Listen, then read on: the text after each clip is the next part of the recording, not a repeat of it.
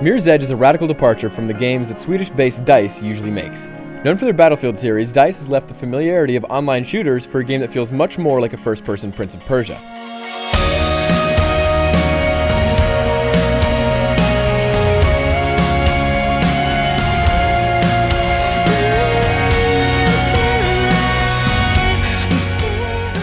The concept of Mirror's Edge is awesome. You run along rooftops negotiating acrobatic puzzles to get away from a nasty, totalitarian government. Faith can do various leaps, grabs, slides, and rolls with just 3 buttons. While the controls are intuitive, allowing players to get into a good flow over time, I would have liked to see Faith with more moves at her disposal.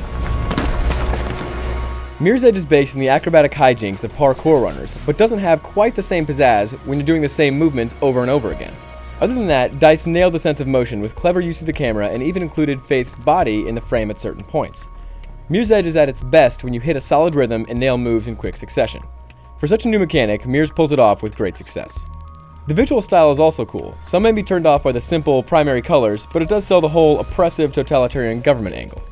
However, character models could be better and there are some aliasing issues in the environment. You'll also see a lot of similar looking levels, so be prepared to jump off the same looking plank again and again. Get running, girl. Indoor environments are also kind of drab in a I've been in this room 50 times but last time the boxes were green kind of way. The game's repetition and linear nature is its biggest drawback. The ideas behind the game are solid, but it feels too constricting. There's also one point that you head towards and maybe 2 or 3 different ways to reach that point if you're lucky. The mechanics deserve a much more open world with more choices of how to get to places. It's odd that a game that emphasizes freeform running always asks you to do the same types of things. Combat is also clunky. Hits often don't register and you'll have to use reaction time to disarm bad guys because the timing is so unforgiving. It just doesn't look or feel that good. Also, enemy AI is bad. Guys will just stand around and shoot at you without moving, just waiting for you to put a shotgun round into their chest. Sadly, the story isn't very good either. There's a pretty interesting setup with the couriers being the only outlet for communication, but the actual narrative is cliched. The characters aren't engaging, and the animated cutscenes look like rejected Esurance commercials, which will be a turnoff for some. We call ourselves runners. We exist on the edge, between the gloss and the reality.